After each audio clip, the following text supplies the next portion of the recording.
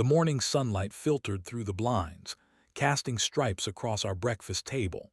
I buttered toast while keeping one eye on the clock. Our morning routine was a carefully choreographed dance of efficiency, honed over years of practice.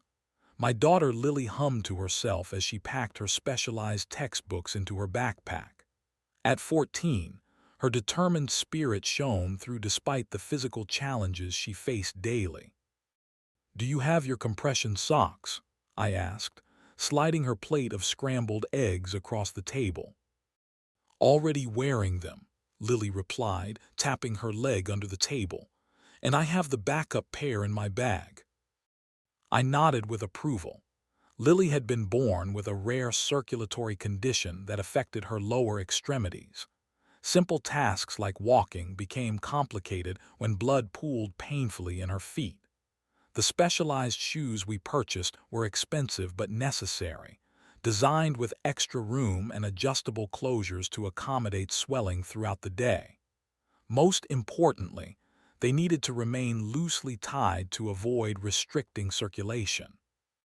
Outside our kitchen window, Maple Creek Estates stretched in geometric perfection. Every lawn precisely the same height, every mailbox the exact shade of tasteful bronze. When we moved here 3 years ago, the school district had been our primary consideration.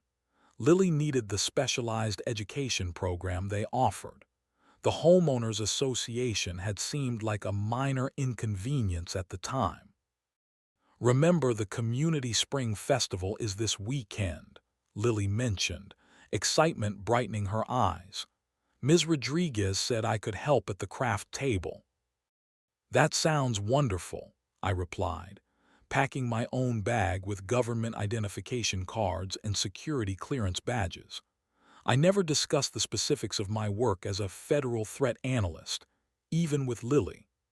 My days were spent identifying patterns in data that others missed, tracking potential domestic threats, and compiling intelligence reports that often landed directly on the desks of high-ranking officials.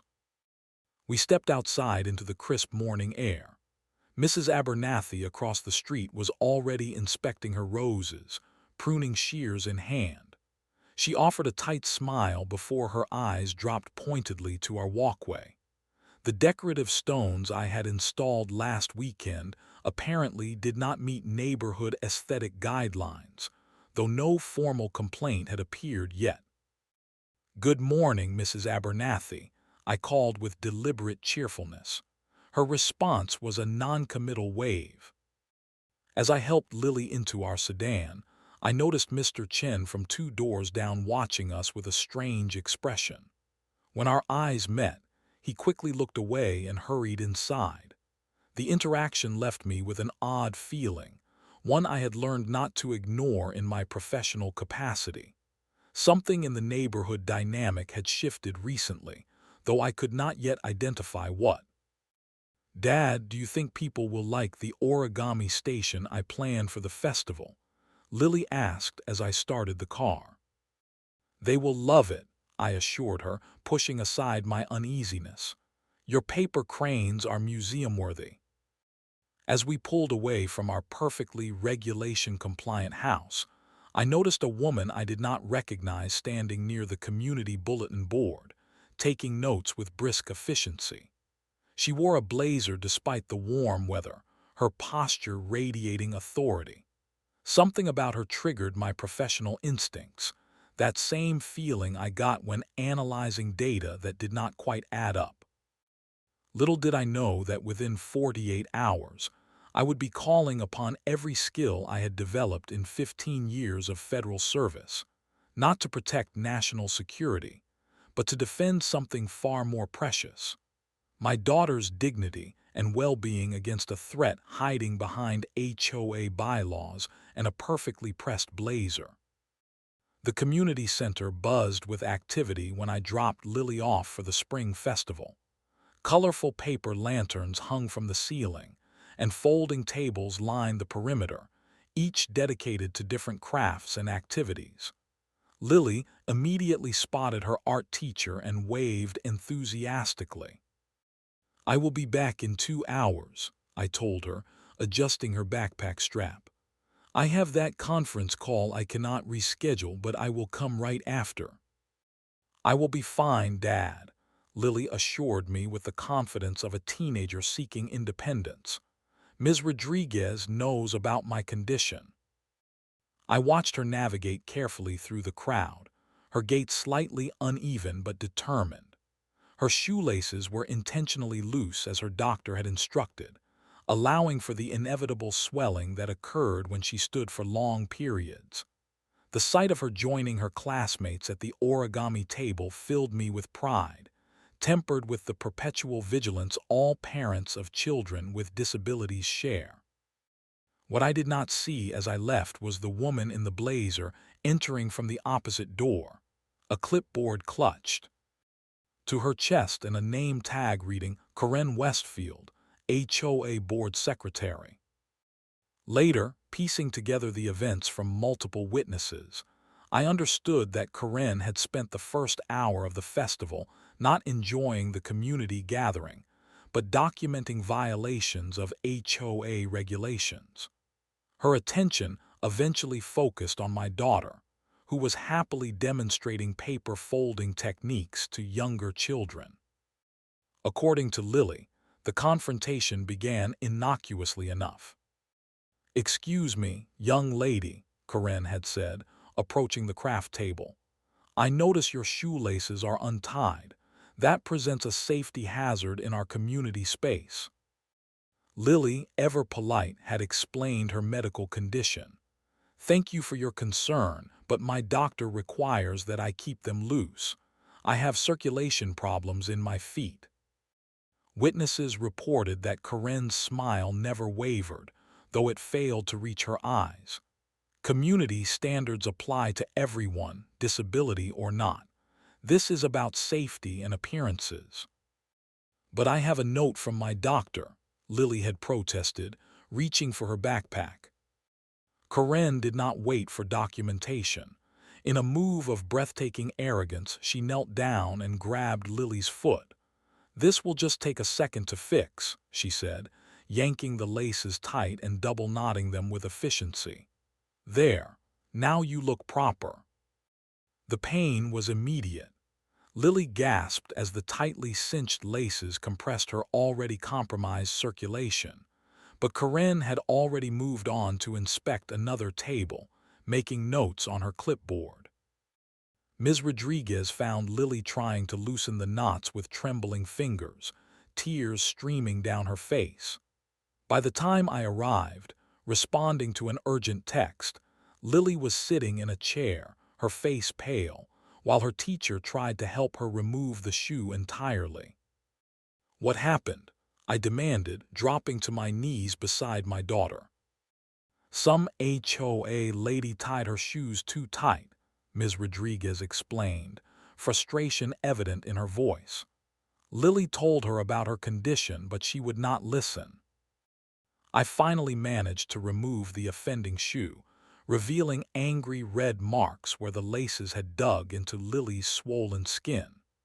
The sight sent a cold rage through me, the kind I normally reserved for analyzing genuine threats to national security. "Where is she?" I asked, my voice deceptively calm. "That is her," Lily whispered, nodding toward the woman with the clipboard who was now lecturing an elderly man about his unauthorized lawn chair. I approached Corinne with measured steps, my federal training automatically assessing potential threat levels and appropriate responses. "Excuse me," I said. "I am Lily's father. May I ask why you physically handled my daughter against her will?" Corinne turned, surprise quickly masked by bureaucratic confidence. "Oh, you must be Mr. Davis. Your daughter's shoes were untied, violating our safety standards for community events. I simply corrected the issue." "My daughter has a medical condition that requires specialized footwear accommodation," I explained, maintaining professional composure despite the anger building inside me. "By tightening her laces, you have caused her physical pain and possibly medical complications." Corinne's eyes narrowed slightly. The HOA bylaws clearly state that all residents must maintain appropriate appearance standards in community spaces. If your daughter requires special accommodations, you should have filed Form 32B for medical exemptions at least 2 weeks prior to the event. Behind me, I could hear Lily's quiet whimper as she tried to stand. The sound cut through me more effectively than any national security alert ever had.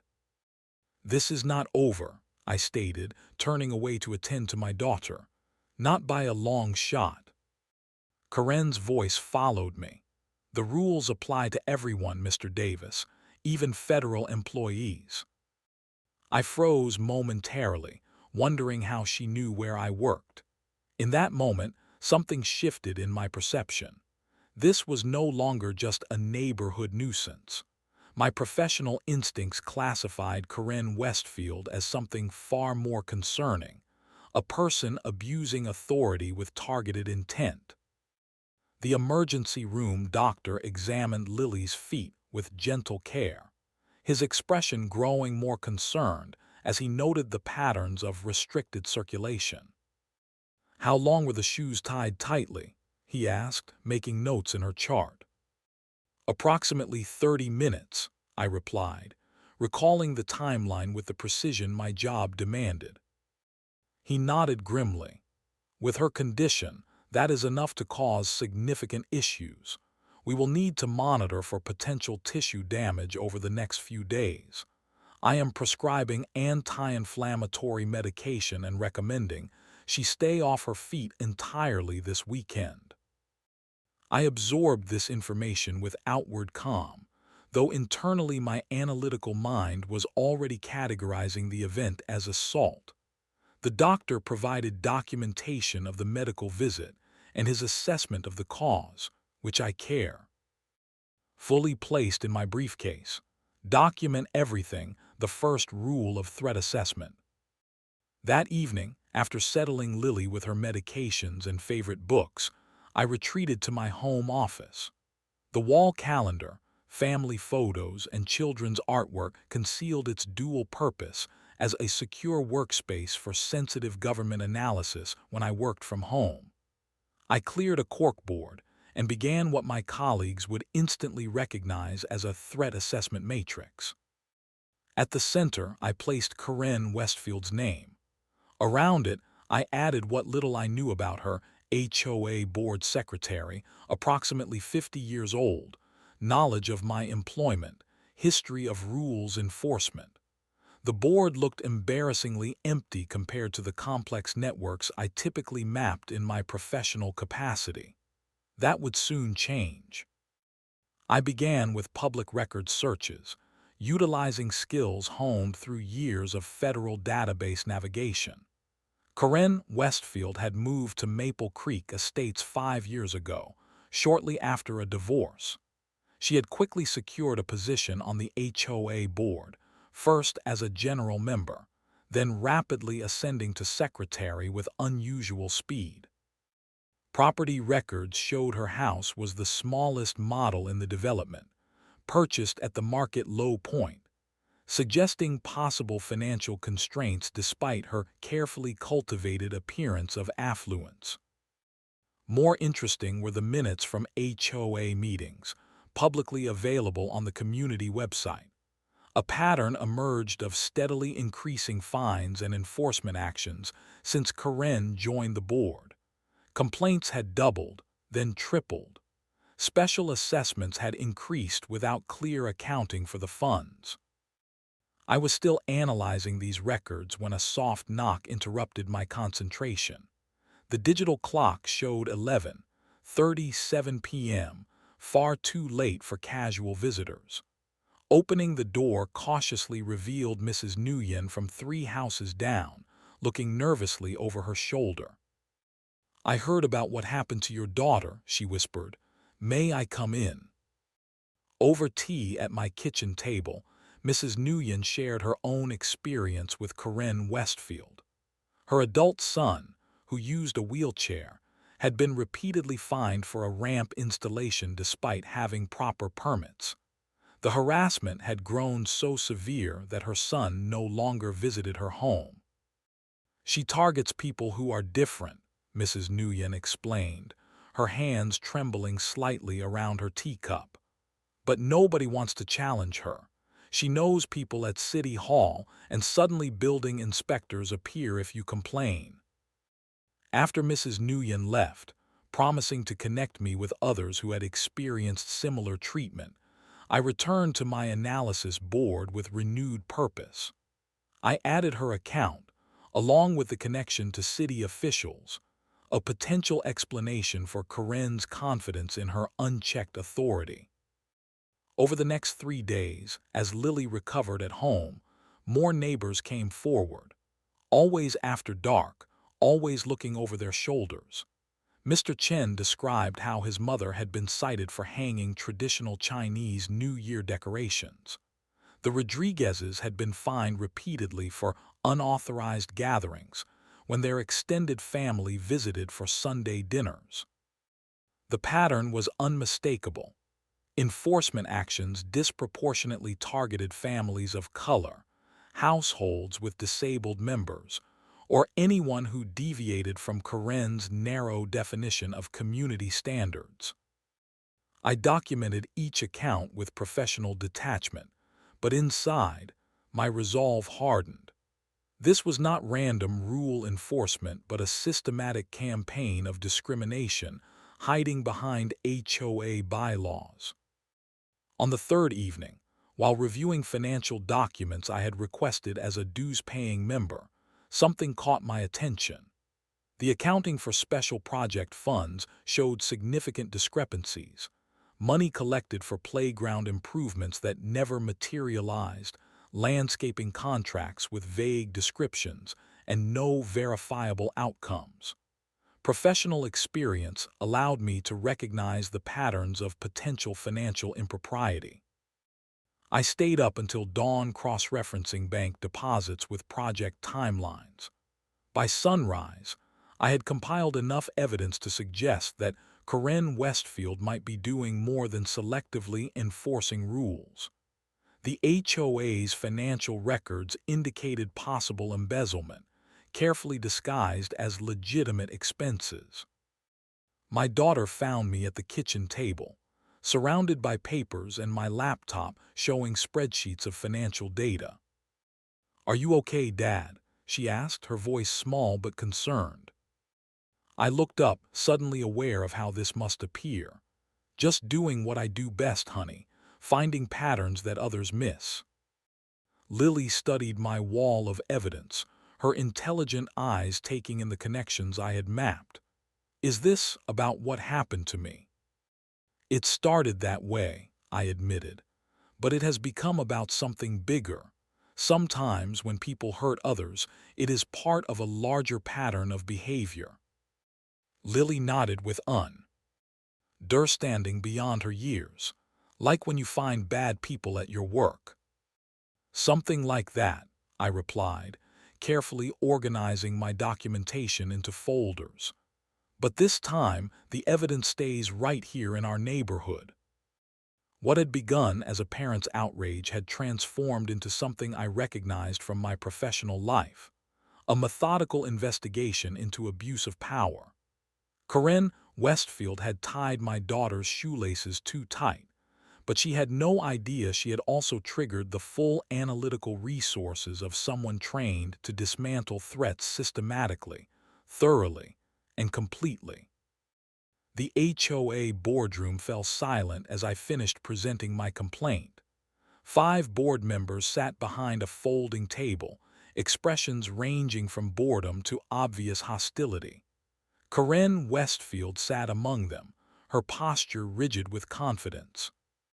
"Thank you for your thorough presentation, Mr. Davis," said Richard Hoffman, the board president, without looking up from his phone. "We understand your daughter experienced some discomfort, but the board secretary was simply enforcing our community standards regarding appropriate appearance." "Discomfort," I repeated, maintaining careful control of my tone. I have provided medical documentation showing actual harm requiring emergency treatment. The doctor's report clearly states, "We are not medical professionals," interrupted Corinne, her voice carrying the practiced authority of someone accustomed to silencing opposition. "And regardless of any special circumstances, this board cannot make exceptions to rules that exist for everyone's benefit." I looked around the room, noting how the other board members deferred to Corinne despite Hoffman supposedly being president. "May I ask which specific bylaw addresses shoelace tightness as a community standard?" A flicker of annoyance crossed Corinne's face. Section 12, Paragraph 3 addresses general appearance standards in common areas. Untied shoelaces clearly fall under that provision. I placed another document on the table. I have reviewed Section 12 in its entirety. There is no mention of footwear. Furthermore, the Americans with Disabilities Act supersedes HOA regulations when reasonable accommodations. "This meeting has a full agenda, Mr. Davis," Hoffman cut in, checking his watch. "The board has heard your complaint and will take it under advisement. We will notify you of our decision within 30 days as required by bylaws." As I gathered my documents, Corinne added with practiced sympathy, "We all want what is best for the community.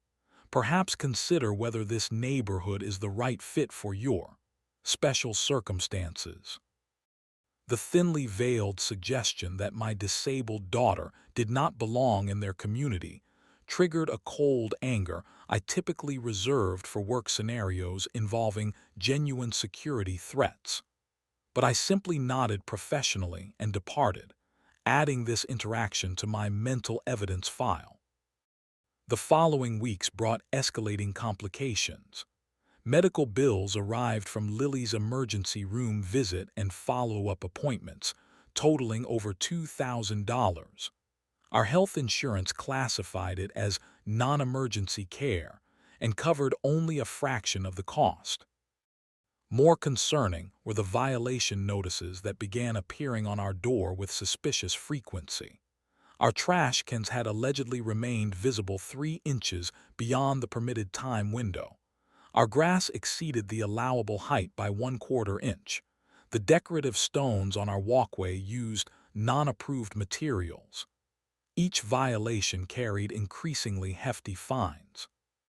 At work, my supervisor called me into his office after I requested an additional personal day to take Lily to another medical appointment. "Everything all right at home, Davis?" he asked, genuine concern in his voice mixing with professional assessment. "Your last report had unusual gaps in analysis sections, not like your usual work." "Just some neighborhood issues," I assured him, unwilling to let Corinne Westfield impact my professional standing. "It will not affect my work going forward." "See that it does not," he replied kindly but firmly. "The Midwest surveillance assessment is due next week, and the director specifically requested you lead the analysis."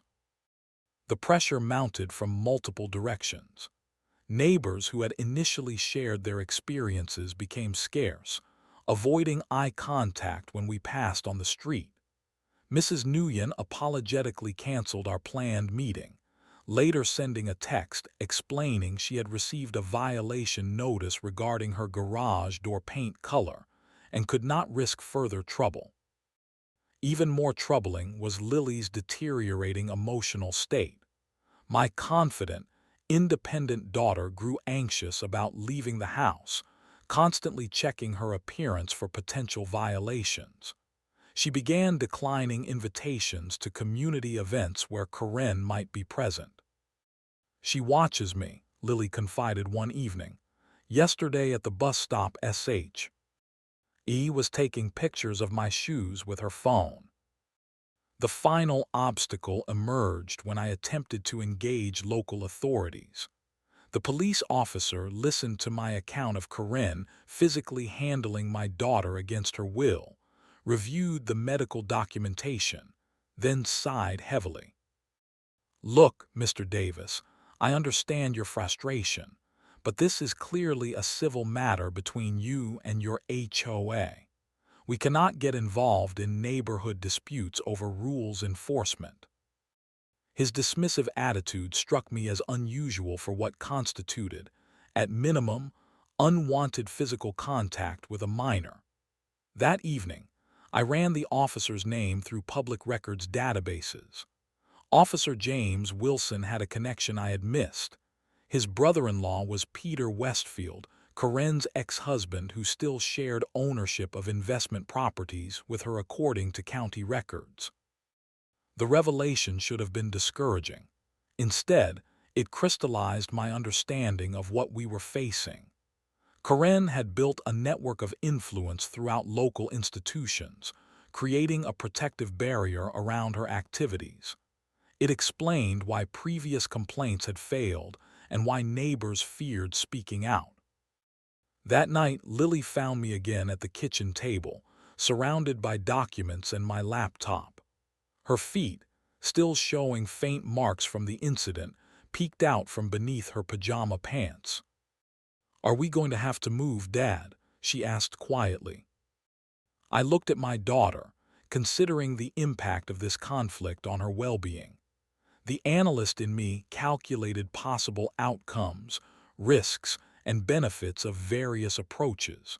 The father in me simply wanted her to feel safe in her own community. "No," I decided firmly. "We are not going anywhere, but my strategy needs to change."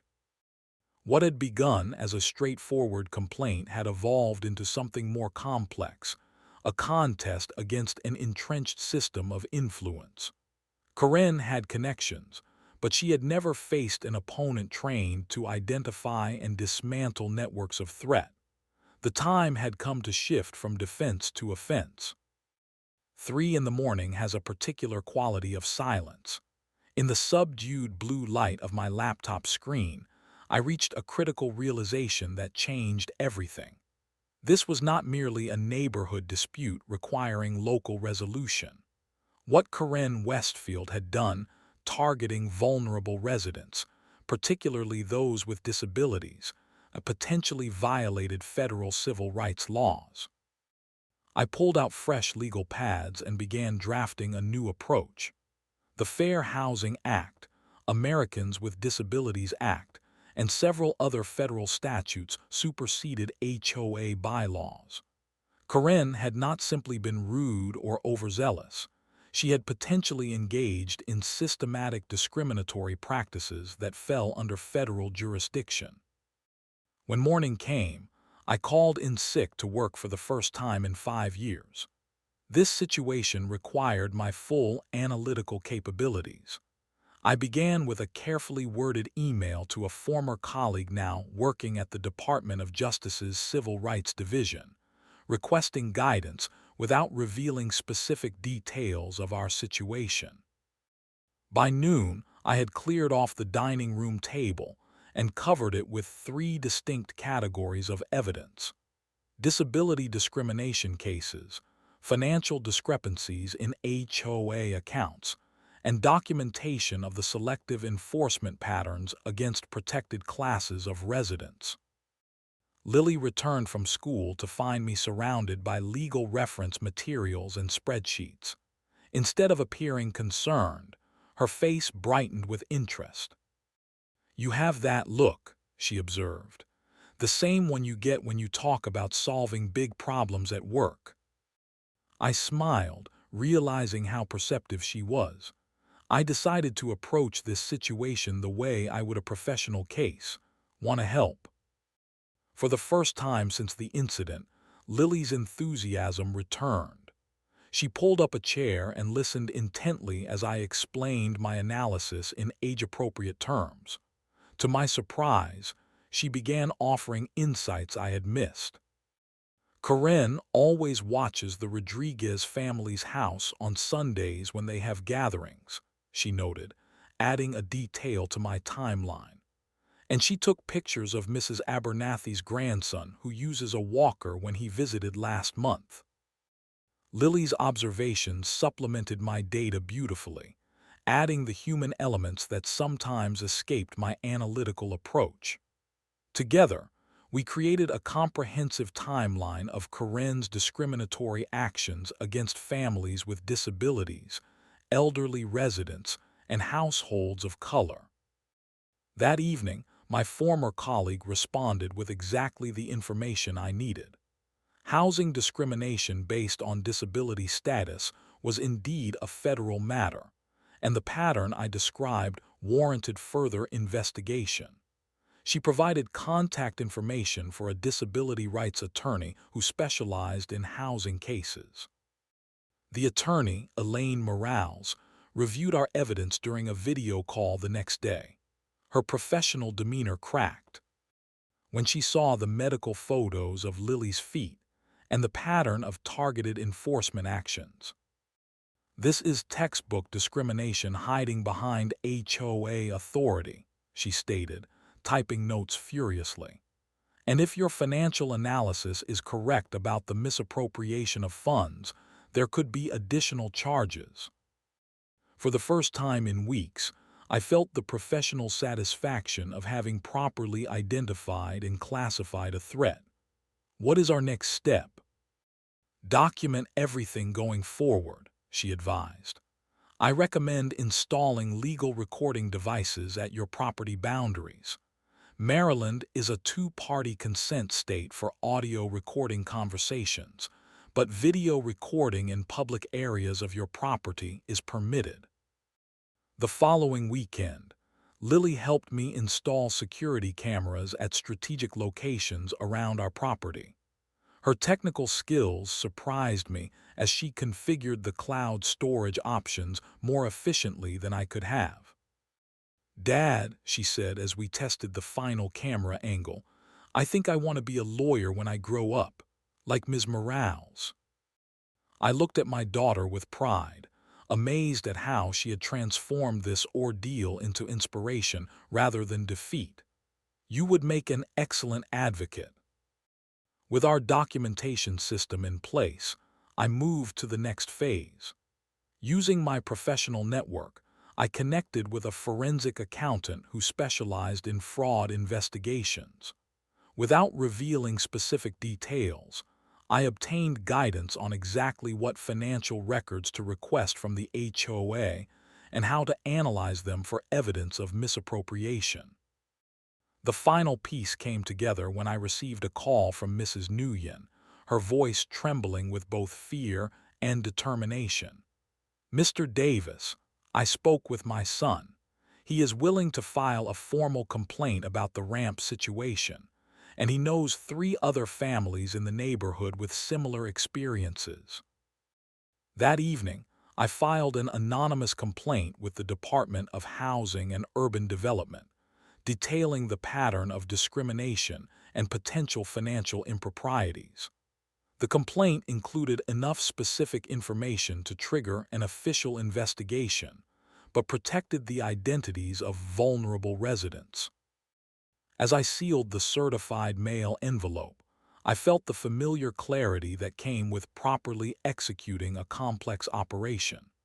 Corinne Westfield had spent years building her power structure through intimidation and connection. She had never faced an opponent trained in systematically dismantling threat networks by identifying key vulnerabilities and applying precise pressure. Lily watched me return from the post office, her expression curious. "Did you do it?" I nodded, allowing myself a slight smile. "The wheels are in motion. Now we document and wait." "Like a stakeout in your spy movies?" she asked with a grin. "Something like that," I replied, grateful for her renewed spirit, "but with better snacks and more comfortable chairs." The balance had shifted. We were no longer reacting to Corinne's attacks, but executing a carefully constructed strategy based on federal law, documented evidence, and professional expertise. Corinne had tied my daughter's shoelaces, never realizing she had triggered a response from someone who analyzed threats for a living. The emergency HOA meeting notice appeared on community bulletin boards with surprising urgency. Financial review and compliance discussion. Attendance strongly encouraged. No further details were provided, but the official letterhead bore the stamp of the County Housing Authority rather than the usual HOA logo. I arrived early, deliberately selecting a seat with clear sightlines to both the board table and main entrance. Lily had asked to attend, and after careful consideration, I agreed. This was her fight too, and seeing it through would be important for her healing process. Nervous? I asked as we watched residents slowly filter in, their expressions confused and concerned. Lily straightened her shoulders. A little, but you taught me that doing the right thing is usually harder than doing nothing.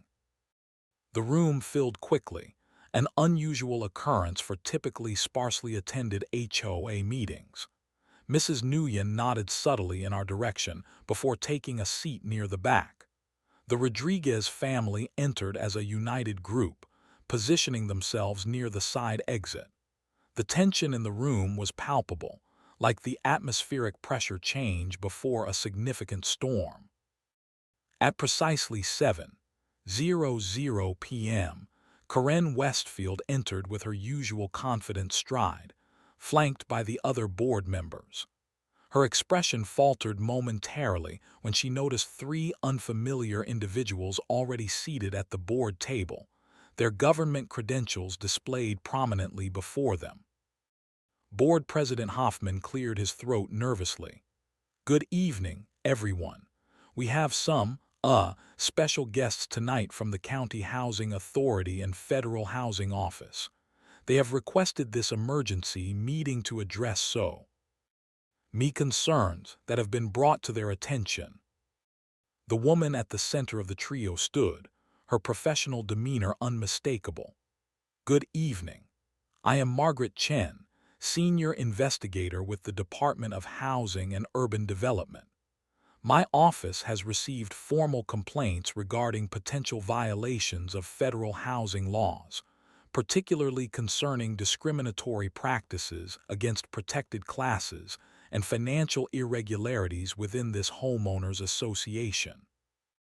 Corinne's practiced composure cracked slightly. "This is absurd. Our HOA operates in strict compliance with all regulations. Whoever filed these complaints clearly misunderstands our standard enforcement procedures." Investigator Chen remained unperturbed. The evidence submitted was substantial enough to warrant a formal investigation, including financial audits of HOA accounts and review of enforcement patterns over the past 3 years. I observed Corinne's reaction carefully, noting the micro-expressions that revealed her growing alarm. She scanned the room, likely trying to identify who had initiated the complaint. Her gaze lingered briefly on me before dismissing the possibility. A federal threat analyst would recognize this moment, when a subject realizes the extent of the investigation but underestimates its thoroughness. The meeting proceeded with methodical precision as Investigator Chen outlined the preliminary findings. Enforcement actions had disproportionately targeted households with disabled members, elderly residents, and families of color.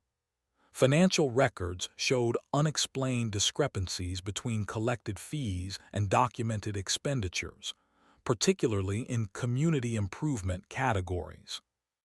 "We would like to hear from community members who may have experienced discriminatory enforcement," Investigator Chen announced. "Your statements will be kept confidential if requested." The silence that followed was heavy with fear and hesitation. Years of intimidation had created a culture of compliance and silence. I had anticipated this moment, knowing that someone needed to break the dam. I stood, feeling every eye in the room turn toward me. "My name is Thomas Davis.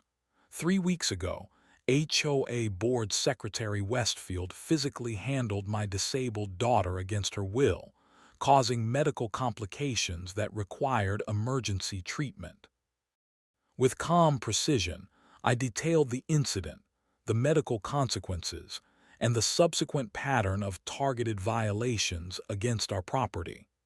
I concluded by presenting the doctor's report documenting the circulation damage caused by improperly tightened shoes.